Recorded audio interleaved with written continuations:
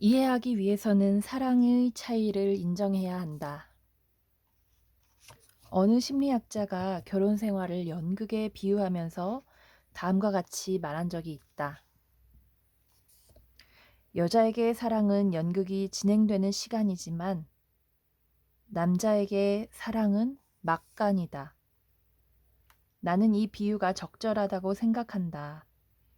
남자에게 사랑은 그 성격상 매우 성적인 것으로 속도와 욕망이 지배하는, 그리고 빨리 끝나버리는 강한 충동이다. 사랑이 끝난 후 그의 생각은 다른 일들에 끌리게 되며 그의 아내는 버림받았다고 느낀다. 물론 나는 지금 매우 정력적인 남자들에 대해 이야기하고 있다. 순정을 바쳐 사랑하는 다른 남자들도 있다. 저자 이름은 떠오르지 않지만 아름다운 단편 소설을 하나 기억하고 있다. 소설은 한 부부가 신혼여행에서 돌아오면서 시작된다. 두 연인은 몇 주 동안 다정하게 지냈다. 그들은 서로 떨어진 적이 없었으며 완전히 서로에게 속해 있었다. 그러다가 다음 날 남편은 회사로 출근을 한다. 젊은 아내는 부엌 의자에 앉아 눈물을 흘린다. 나는 혼자구나. 아무도 없이 나 혼자야. 우리는 언젠가 이 젊은 아내가 의자에서 일어나 삶의 즐거움을 회복할 수 있기를 바란다. 만일 그렇게 된다면 그녀가 하는 모든 일은 남편에 대한 사랑 때문일 것이다. 그녀는 남편에 대한 사랑 때문에 요리를 할 것이고 마루를 청소할 것이며 설거지를 할 것이다. 여자에게는 사랑이 삶의 전부이기 때문이다. 반면 남자는 일 자체를 위해 자신의 일에 몰두한다. 해결해야 할 기술적인 문제를 위해서, 작업상의 경쟁을 위해서, 그리고 성공을 쟁취하기 위해서 그는 일에 관심을 갖는다. 사랑? 집에 돌아와 아내와 함께 있을 때면 사랑을 생각할 것이다. 그러나 그때에도 차이가 있다. 아내에게는 남편이 잘 인식하지 못하는 정서적인 욕구가 있다. 애정어린 부드러운 말을 듣고 싶고, 남편과 함께 외출하고 싶고, 무엇인가 감탄할 때는 함께 흥분을 나누고 싶고, 절정의 순간에 찾아오는 정적 속에서 깊은 하나님을 경험하고 싶은 것이다.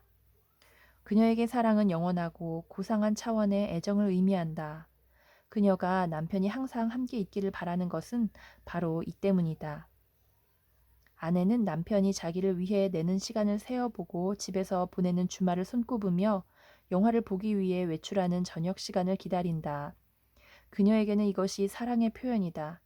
만일 남편이 혼자 운동 경기를 보러 가려고 하면 그녀는 당신 이제 나를 사랑하지 않는군요 하고 불평한다. 다른 일에 관심을 가지면 그것은 더 이상 그녀에게 관심이 없기 때문이라고 해석하는 것이다. 성경험의 경우 아내들은 보통 조화로운 관계, 이해, 그리고 애정어린 지속적인 교제라는 더 큰 맥락에서 이루어지지 않는다면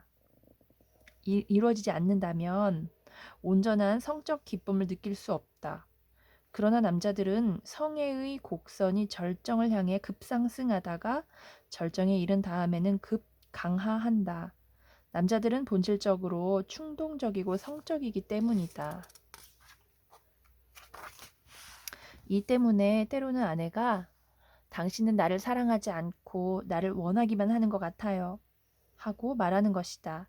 이는 아내가 충동적이고 짧은 남성적인 사랑을 이해할 수도 없고 받아들일 수도 없다는 뜻이다. 아내는 남편이 부드럽고 한결같이 사랑해 주기를 바란다. 이와 같은 이해의 부족으로 아내는 성적 경험을 혐오하는 지경에 이를 수도 있다. 심한 말다툼을 하고 나서 아직 화가 가라앉기도 전에 남편이 관계를 맺고 싶어 한다는 것을 아내는 도무지 이해할 수 없다. 이와 비슷하게 아내들은 남편이 성적 유혹을 받을 수 있다는 것을 이해하기 어렵다. 다른 사람들의 존경을 받고 저명하고 지성적인 남자가 그런 천하고 저속한 유혹에 시달릴 수 있다는 사실에 아내는 기가 막힐 뿐이다. 그가 자신의 고민을 아내에게 털어놓는 것은 아내를 사랑하기 때문인데도 아내는 자기를 참으로 사랑한다면 다른 여자들을 생각하지 않을 것이라고 생각한다. 반면에 남편은 이해받지 못했다고 느끼고 정죄감과 모멸감을 느낀다. 그래서 자신 속으로 움츠러든다. 이제 그는 결혼 생활에 그늘만 들이우는 속 이야기는 피하게 될 것이다. 하지만 침묵의 베일은 그의 성적 충동보다도 결혼 생활을 더 위태롭게 할 것이다.